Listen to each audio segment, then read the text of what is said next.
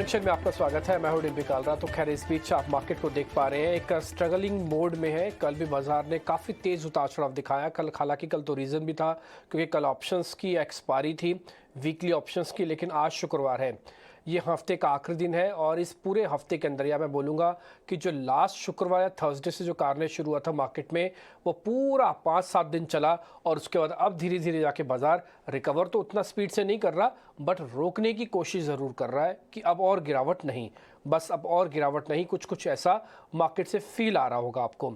देखते हैं अब आगे चल के मार्केट के आज के एक्सपर्ट्स चंदन तापड़िया क्या कहते हैं आपको, वो क्या बताते हैं निफ्टी और बैंक निफ्टी के बारे में। क्या ये जो राइज आ भी रहा है ये फिर से बेचने के लिए आ रहा है या फिर स्थिति में पहले के मुकाबले सुधार हुआ है, ये उनसे हम समझेंगे। लेकिन पहले 5 बड़ी बातों से ओवरऑल पूरा मार्केट समझ लेते हैं, फिर हम एक एक करके सिलसिलेवार तरीके से इंडेक्स और स्टॉक्स भी लेंगे और रिपोर्ट कार्ड भी आपके सामने रखेंगे।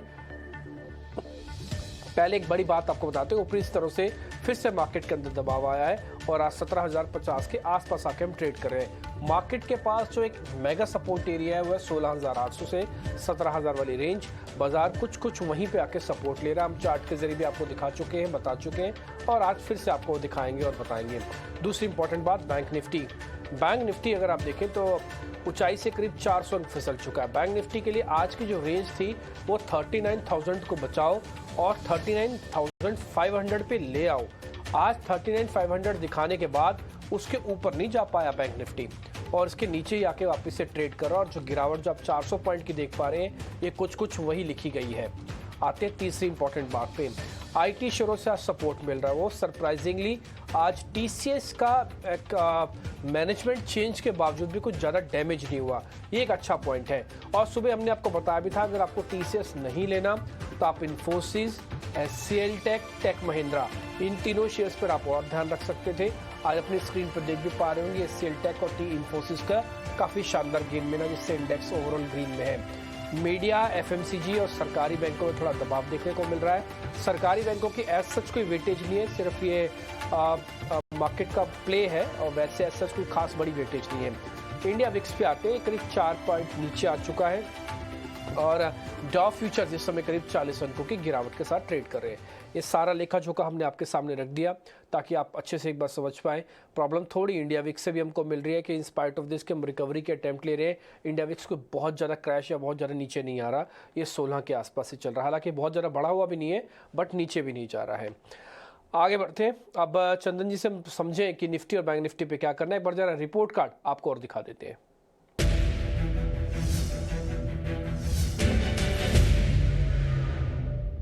कल अजीत मिश्रा हमारे साथ जुड़े थे शो के अंदर एक्सपायरी वाले दिन, तो उनका जो रिपोर्ट कार्ड आपकी स्क्रीन पर है, उन्होंने औरबिंदो फार्मा के बारे में रिकमेंडेशन दी है आपको, तो करीब 4% का गेन वहाँ पे। औरो फार्मा एक अच्छा बेस बना चुका है। कल अगर आप मार्केट में देख रहे होंगे, भले उतार चढ़ाव चल रहा था लेकिन औरो फार्मा का प्ले अच्छा था।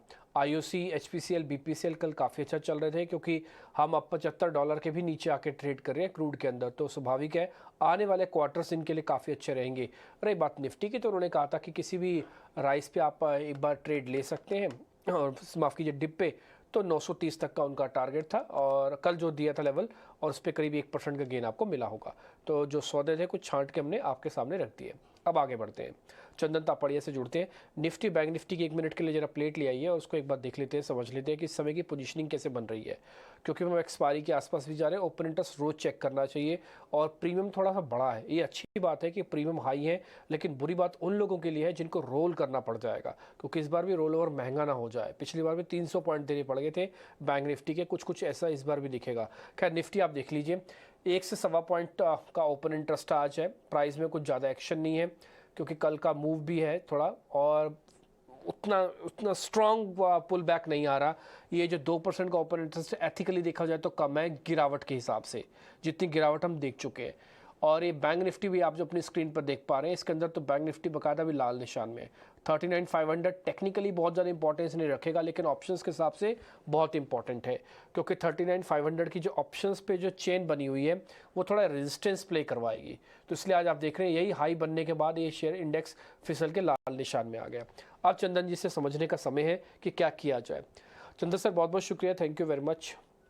देखिए मार्केट की जितनी गिरावट आई है उसमें से रिकवरी का कोई साइन नहीं है। मैं अगर रिकवरी बोल रहा हूँ तो वो गलत शब्द इस्तेमाल कर रहा हूँ। हाँ, मैं सही शब्द इस्तेमाल ये करूंगा कि गिरावट रुक गई है। तो क्या हम ये गिरावट रुकी रहेगी और रिकवरी की वेट करें, या फिर ये जो थोड़ा बहुत मौका मिल रहा है जिन्होंने पहले शॉर्ट नहीं किया वो वापस शॉर्ट करें?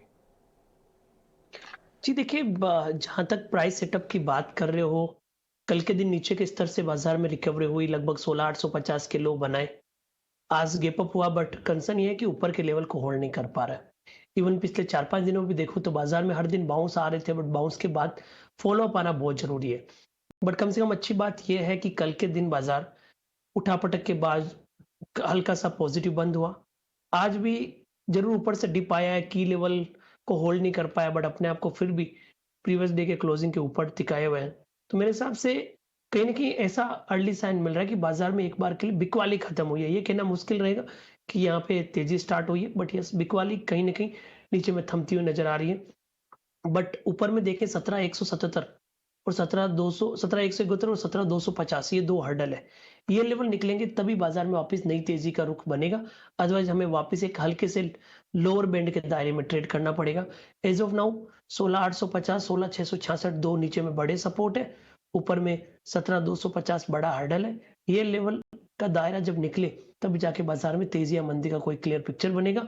अदरवाइज़ आपको या तो लाइट रहना है और या कि सपोर्ट होल्ड करके या की रेजिस्टेंस निकाले, तब आपको बाजार में काम करना है। तो कहीं न कहीं एक कन्फ्यूज़न और या एक आप समझ सकते हो लाइट रहने की सलाह इस बाजार में रहेगी। सर एक काम करें फिर, इसको अवॉइड की कैटेगरी में डाल दें। ना तो अभी एवरेज करें, ना तो शॉर्ट करें, ना तो लॉन्ग करें, एक दिन और दे दें। आज वैसे भी फ्राइडे है, कैरी करके ले जाना मुश्किल हो जाएगा। बिल्कुल मेरे हिसाब से अवॉइड करें। 17,000 71 या 17,150, 171 निकले तभी वापस हम इसको देखेंगे। एज़ ऑफ नाउ अवॉइड करने की सलाह रहेगी तो वो बेटर रहेगा।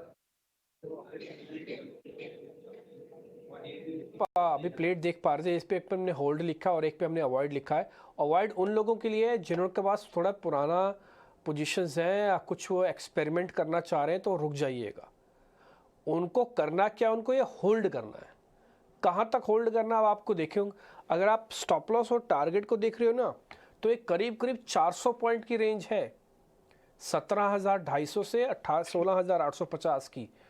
तो अभी आप एट द मिडल हो, 200-250 पॉइंट ऊपर रेजिस्टेंस है, तो 200 पॉइंट नीचे सपोर्ट है। अब आप क्या करोगे? आधा गिलास भरा हुआ, आधा गिलास खाली है पानी। तो ये थोड़ा बंद होने समझना वाला है। मुश्किल है, इसलिए होल्ड ही रखिए। एक तरफ टिल्ट हो जाने देते हैं, उस समय डाटा चेक कर लेंगे। अगर लग रहा है कि हाँ 17,250 की प्रोबेबिलिटी हाई है, वो ब्रेक कर जाएगा, तो फिर बाय में आ जाएंगे। अगर लग रहा है कि 16,800 आ जाएगा, वहाँ पे रिस्क उतना नहीं है, वापस पुल बैक आ जाएगा, तो थोड़ा नीचे आके प्लस कर लेंगे। तो इसलिए होल्ड रखिए। अवॉइड हमने इसलिए डाल दी ताकि कोई एक्सपेरिमेंट ना कीजिए, जो है एज इट इज़ बैठ जाइए शांति से, अभी कुछ ना एक्सपेरिमेंट कीजिए। थोड़ा इसको अपने आप से ही हील होने दो, क्योर होने दो। सर बैंक निफ्टी के बारे में आप कुछ बोलेंगे क्या? ये बैंक निफ्टी है, वहाँ पे कंपैरेटिवली ऊपर के लेवल पे फ़ॉलो अप नहीं आ रहा है।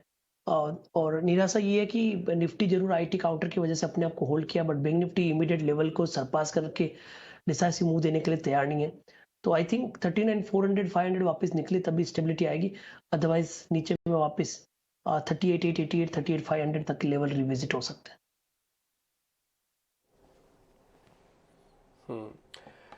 ये बैंक निफ्टी के भी लेवल्स हैं। सुबह हमने ना आपको एक 17,200 का रेजिस्टेंस बताया था, और ये बात भी आपके सामने रखी थी कि रेजिस्टेंस टेक्निकली कुछ नहीं है, बट ऑप्शंस चेंज के अकॉर्डिंग जिस तरह की पोजीशनिंग बनी हुई है, ये 17,200 बहुत मुश्किल है आज के लिए बाजार को पार करना। अब आप देखो 17,000 भी चला गया।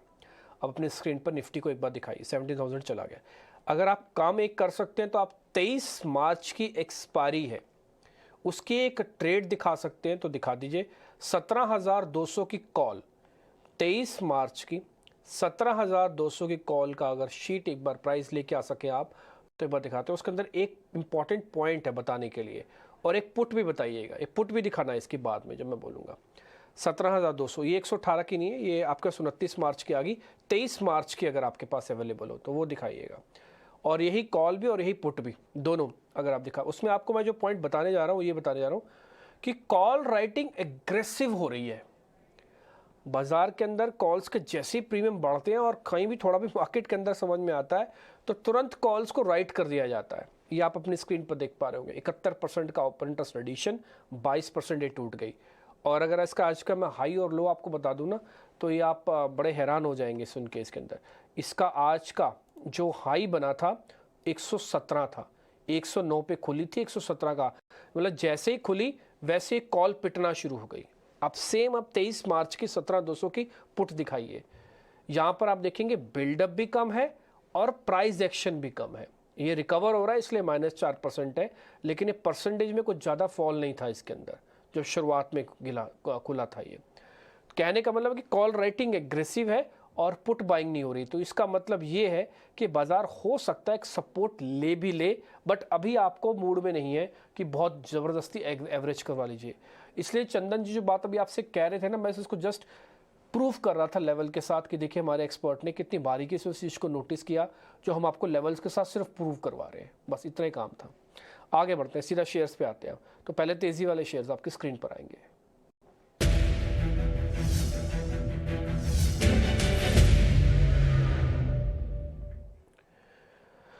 चंद्र सर, क्या करना चाहिए नालको के अंदर? आज यहाँ पे कुछ बिल्डअप है और साथ ही माइंट्री, LTI माइंट्री। बिल्कुल देखिए, सबसे पहले तो नाल्को की बात करें तो कंपैरेटिवली इस काउंटर में स्ट्रेंथ है और इस चार्ट को देख के ये कहीं नहीं लग रहा कि ब्रॉडर मार्केट में बिकवाली है, क्योंकि यहाँ पे सपोर्ट है वो इंटेक्ट है। इनफैक्ट पिछले 4-5 दिन में देखें जो भी डिप आता है वापस बाउंस में तब्दील हो जाता है, यानी कि 2-3 बार 80 तक गया, वापस 82, 84, 85 तक चला जाता है और मल्टीपल वीक्स यानी लगभग 40 वीक का कंसोलिडेशन ब्रेकआउट यहाँ पे बन रहा है। तो मेरे हिसाब से यहाँ पे पॉजिटिव बायस रहेगा। 80 टू 50 का सपोर्ट है, 90 तक के लेवल यहाँ पे बनेंगे। अब आप एलटीआई या माइंट्री की बात करें तो एलटीआई माइंट्री भी है वो होल्ड कर रहा है कंपैरेटिवली। पॉजिटिव प्राइस पैटर्न यहाँ पे बने। 2 दिन की जो डोजी है वो लगभग एक मेजर सपोर्ट के आसपास है। तो यहाँ पे आपका लगभग 4600 का सपोर्ट रहेगा एक बार के लिए। 4870, 4920 तक के बाउंस बन सकते हैं। तो दोनों ही काउंटर कंपैरेटिवली बेटर लग रहे हैं, even given the weakness of the market scenario. Market scenario के बावजूद भी आपको थोड़े काउंटर्स ठीक लग रहे होंगे। एक मैं आपको ना नाल्को का चार्ट दिखाता हूँ, उसके अंदर बस मेरे को एक पॉइंट बताना जो सर ने आपके सामने वैसे क्लियर भी कर दिया है, लेकिन फिर भी आप पहले जरा लेवल्स नोट कर लीजिएगा। 4900 LTI का है, नाल्को का 90 रुपये तक का टारगेट है। मैं एक पॉइंट आपको सिर्फ दिखाना चाहता हूँ। नाल्को का चार्ट एक बार अगर आप स्क्रीन पर देखें, ये ना स्क्वीज़ हो रहा है, ये धीरे धीरे करके छोटा हो रहा है। अब ये कुछ ना कुछ करेगा एक्शन ज़रूर आपके सामने। इसके पास दो अच्छी चीज़ें हैं। पहला, एक स्ट्रॉन्ग बेस है, यानी कि हायर लोज है, यानी कि जब भी लो बन रहा है नया हाई के साथ बनता है। और लेकिन ऊपर एक रेजिस्टेंस खड़ा हो जिसको हमने एक लाइन के जरिए आपके सामने ड्रॉ किया हुआ है। बस इसको एक काम ये करना है कि इस जे फनल जो बन रहा है इसका ब्रेकआउट करना है तो ब्रेक डाउन करना है। ये उसी तरफ का हो जाएगा। ब्रेक डाउन करेंगे तो इसके पास ये सपोर्ट एरिया काफ़ी स्ट्रॉन्ग है जो आप अपनी स्क्रीन पर इस समय देख पा रहे हैं। मैं आपको ड्रॉ भी करके दिखा देता हूँ। ये वाला एरिया सपोर्ट वाला एरिया आ जाएगा और अगर ये चलता है तो फिर काफ़ी स्ट्रॉन्ग मोमेंटम के साथ ये इस जगह पे पहुंच सकता है जो मैं अभी आपकी स्क्रीन पे ड्रॉ करके दिखा रहा हूं। तो दोनों तरफ का मूवमेंट इसके अंदर मिल सकती है, बट एक बार इसको इस चैनल से यानी कि इस अपवर्ड चैनल से बाहर एक पर निकल के आना पड़ेगा। ये नाल्को को लेकर रिकमेंडेशन 90 का टारगेट आपने अपनी स्क्रीन पर देख ही लिया होगा और स्टॉप लॉस वगैरह भी हमने आपके सामने नोटिस करवा दिए। अब आगे बढ़ते हैं, शॉर्ट कवरिंग के दो शेयर लेके आते हैं आपके सामने। First is Infosys, second is Dalmia Bharat. Sir जरा चेक कर लीजिएगा इन्फोसिस और डालमिया भारत। बिल्कुल देखिए, सबसे पहले हम इन्फोसिस की बात करें तो अच्छी बात यह है कि बहुत दिनों की बिकवाली के बाद यहाँ पे सेलेक्टिव आईटी काउंटर यहाँ पे होल्ड कर रहे हैं। हालांकि ये रिकवरी का पहला संकेत यहाँ पे है, बट उसको होल्ड करना भी बहुत जरूरी है। बट एज ऑफ नाउ यदि आप लेवल के हिसाब से देखें तो 1400 का सपोर्ट है, ऊपर में एक बार 1465 से 1470 तक के लेवल बाउंस में बन सकते हैं। अब डालमिया भारत की बात करें तो बिल्कुल यहाँ पे वीकली सेटअप में थोड़ी सी सुधार आई है। जो लोअर हाइज बन रहे थे वो निगेट हुए, एक ट्रेंड लाइन को होल्ड कर रहा है। 4 दिन से हायर लोज के सीक्वेंस यहाँ पे बन रहे हैं। तो 1780 82 के आसपास के सपोर्ट रहेंगे 1880 तक के स्विंग को प्ले करने के। अब आपको मैंने एक जरा इन्फोसिस के वगैरह के बारे में जो सर अभी बता रहे हैं ना कि एक अच्छा सपोर्ट, एक बेस बनाने की कोशिश कर रहा है सर के ना, एक एक वर्ड पे आप ध्यान रखिएगा, वो जो आपको बता रहे हैं बहुत इंपॉर्टेंट है। एक और पॉइंट, अभी जब भी आप उनसे कोई शेयर पूछ रहे हैं ना, कोई बहुत बड़े बड़े टारगेट नहीं दे रही है आपको वो। वो बता रहे हैं कि ठीक है इसका सपोर्ट है, बनाने की कोशिश कर रहा है, बन रहा है, ऐसे वर्ड भी इस्तेमाल कर रहे हैं। 1400 का स्टॉप लॉस 1470 है। एथिकली देखें तो 1:1 है ये। अगर देखें तो 35 रुपये कमाने, 35 रुपये जाने हैं। बट हाँ, प्रोबेबिलिटी क्या कहती है? प्रोबेबिलिटी ये कहती है कि इसमें लॉन्ग होना चाहिए इन्फोसिस के अंदर हमको, ठीक है ना। तो इन्फोसिस आपका 1470 होगा। सर एक बार जरा डालमिया भारत के बारे में टारगेट स्टॉप लॉस दे देना, फिर मैं जरा इन्फोसिस का चार्ट भी दिखाऊंगा। ये फिर हम प्रूव करेंगे 35-35 रुपये क्यों आमने सामने रखे हैं आपने ये। बिल्कुल देखिए डिम्पी, आभार व्यक्त करना चाहता हूँ कि आप बिल्कुल सही से हमारे शब्दों को समझ पा रहे हैं और क्लाइंट्स को कन्वे कर पा रहे हैं, व्यूअर्स को कन्वे कर पा रहे हैं। तो क्योंकि बाजार में जो हमेशा रहता है वैसा माहौल नहीं है, कहीं ना कहीं ऊपर के लेवल पे फॉलो अप नहीं आ रहा, कहीं ना कहीं बॉटम का ट्राई भी कर रहा है, बट अब्सेंस ऑफ बाइंग भी देखने को मिल रही है। बट अच्छी बात ये हो रही है कि ऐसे में कुछ सेलेक्टिव स्टॉक्स यहाँ पे टर्न हो रहे हैं। तो आपने जो काउंटर की बात की है डालमिया भारत, तो लेवल के हिसाब से मैं अब यहाँ पे लगभग 1780 का सपोर्ट देखूंगा, ऊपर में 1880 1890 तक के स्विंग के लिए।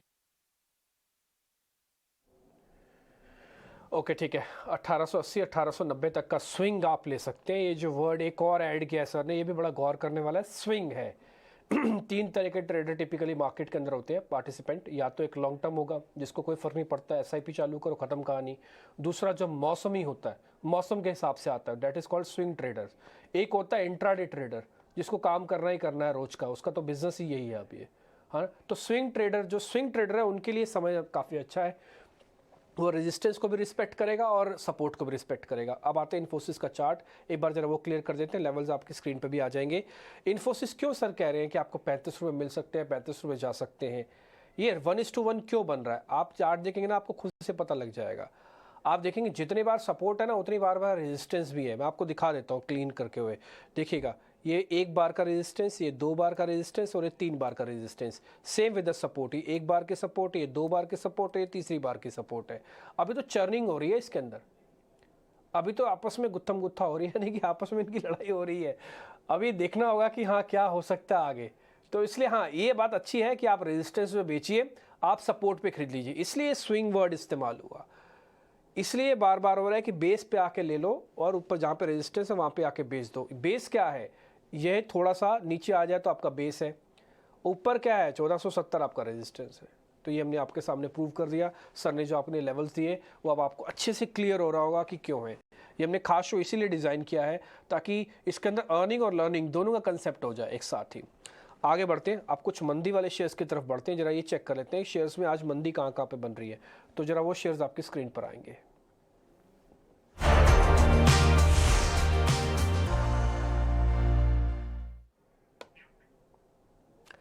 सर जी एंटरटेनमेंट है, कैनरा बैंक है। जी एंटरटेनमेंट को मैं थोड़ा बेनिफिट ऑफ डाउट भी दे सकता हूँ क्योंकि पहले शेयर कमज़ोर था। इसमें जब जब कॉर्पोरेट गवर्नेंस की कोई भी खबर आएगी तो उसका ये रिएक्ट करेगा, नहीं आएगी तो फिर दूसरे तरीके से रिएक्ट करेगा। जैसे कल कवरिंग का रिएक्शन आ रहा था, कल ये सबसे ज़्यादा रिकवर करने वाला शेयर बन गया, लेकिन आज फिर से सबसे ज़्यादा गिरने वाला शेयर फिर से बन गया ये।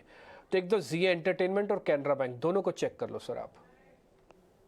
बिल्कुल देखिए, सबसे पहले जी की बात करें तो कल अच्छा खासा मोमेंटम था, बट आज वो मोमेंटम के बाद में फॉलो अप नहीं आ रहा है।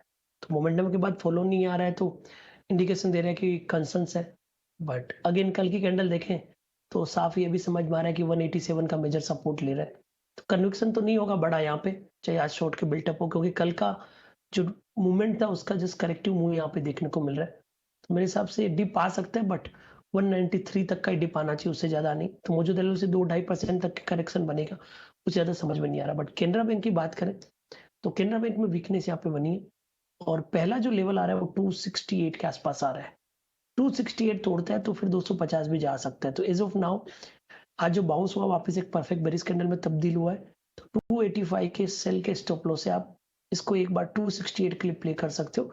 268 तोड़ता है तो फिर 250 के नए डाउन साइड भी यहाँ पे ओपन होने चाहिए। फिर तो खैर काफ़ी कमज़ोर हो जाएगा क्योंकि जो आप बता रहे हैं ना चंद्र सर, वो हमने भी देखा है, नोटिस किया है। और वो बात बिल्कुल आप ठीक कह रहे हैं। एक तो ये वीक हो रहा है काउंटर, इसमें कोई सेकंड थॉट ही नहीं है। हम एक बार चार्ट के जरिए भी आपको बता देते हैं कि शेयर क्यों 250 तक भी जा सकता है, और मैं तो बोलूँगा 220 तक भी जा सकता है ये शेयर, अगर टूटने पे आ गया और कोई प्रॉब्लम आ गई तो। लेकिन 285 का आपको स्टॉप लॉस रखना, चार्ट के जरिए क्लियर कर देते हैं। एक पॉइंट आपको इसके लिए एक मेगा रेजिस्टेंस एरिया तो तैयार है, इसमें कोई बात नहीं है। आप अपनी स्क्रीन पर देख पा रहे होंगे, बस एक सपोर्ट है और ये हैंगिंग सपोर्ट है, कोई वैसा पक्के वाला सपोर्ट नहीं है, प्रूवन सपोर्ट नहीं है। ये इमीडिएट फॉल और उसके बाद इमीडिएट राइज वाला जिसको हम कच्चा सपोर्ट कहते हैं, जो हमने मार्क किया हुआ आपकी स्क्रीन पर, अगर इसको भी छोड़ देगा तो फिर नेक्स्ट सपोर्ट जाके बहुत नीचे आके बनता है, जो सर के हिसाब से 240 का ये एरिया जो हमने मार्क किया आपके लिए। तो फिर ये फ्री फॉल जैसा भी हो सकता है, इसके पास कोई खबर भी आ सकती है इसमें। बट ये है कि हाँ, ये अपनी हैंगिंग सपोर्ट को भी तोड़े नहीं, बस इसको यही एक काम करना है, तो अदरवाइज ये प्रॉब्लमेटिक सिचुएशन में तो है। लेवल्स अपनी स्क्रीन पर आ जाएंगे, आप नोट कर लीजिएगा। चंदन सर, आपके ट्रेडिंग कॉल्स अब। देखिए ट्रेडिंग कॉल्स है तो यहाँ पे ऐसे 2 स्टॉक्स हमने सेलेक्ट किए जो कंपैरेटिव मार्केट में स्टेबल हो रहे हैं या जहाँ पे स्ट्रेंथ बनी है। बट ध्यान रखें मार्केट में मूवमेंट आएगा, मार्केट में रिकवरी आएगा तभी बड़ा स्विंग बनेगा, नहीं तो आप पोजीशन को लाइट भी रखें। तो पहला ट्रेड के लिए मैं एल&टी पे फोकस कर रहा हूँ। एल&टी कंपैरेटिवली इस मार्केट में स्ट्रेंथ दिखा रहा है, कैपिटल गुड्स काउंटर अच्छे चल रहे हैं, तो 2160 का सपोर्ट रहेगा 2280 2285 के टारगेट के लिए। दूसरा आएगा कोल इंडिया पे। कोल इंडिया में काफी अच्छी रिकवरी कल देखी, आज फॉलोअप एक्शन भी देखने को मिला, तो पॉजिटिव प्राइस एक्शन है। पुराने जो रेजिस्टेंस थे वो वापस सपोर्ट के तौर पे टेस्ट होके स्टॉक में टर्निंग आई है, तो 219 का सपोर्ट से 234 टारगेट बनेंगे। तो 2 ट्रेड है, कोल इंडिया और एल&टी। हमारा मानना है कि बाजार की बिकवाली के बावजूद भी यहाँ पे स्टेबिलिटी और स्ट्रेंथ दोनों देखने को मिलेगा। हाँ ठीक है, ये दोनों शेयर अच्छे भी हैं, स्टेबिलिटी है, क्योंकि इन्वेस्टर्स के स्टॉक हैं, स्विंग ट्रेडर के स्टॉक नहीं है। आप इसमें बने रहिएगा, क्योंकि ये थोड़ा मार्केट को ज़्यादा रिएक्ट भी नहीं करते। अगर आप दोनों को शेयर्स को आज चेक भी कर रहे होंगे ना, तो इन स्पाइट ऑफ दिस कि बाजार कमज़ोर हुआ, बट दोनों शेयर हरे निशान में आपको दिख रहे हैं। ये पहला साइन है कि शेयर सिर्फ अपनी चाल से चलते हैं, इनको इंडेक्स से कोई लेना देना नहीं है। दूसरा एक होता है, अगर आप टेक्निकल्स में जाएंगे तो बीटा वगैरह होता है, जिसमें हम वॉलेटिलिटी चेक करते हैं, तो वहाँ पर भी आप देखेंगे इनके लो वॉलेटाइल काउंटर्स हैं, यानी कि इनकी वॉलेटिलिटी कम होती है, ये ज़्यादा उठा पटक नहीं करते। तो दोनों ही रीज़न इस समय के मूड और माहौल को देखते हुए फिट बैठते हैं। तो आप इन दोनों शेयर्स पे ध्यान रखिएगा, खासकर कोल इंडिया, जिसको लग रहा है कि एनर्जी का प्लेस पे अभी और बाकी है, अभी तो गर्मी शुरू ही हुई है, सिर्फ आगे और दिक्कत भी बढ़ सकती है। बहुत बहुत शुक्रिया Chandan sir, thank you very much समय देने के लिए।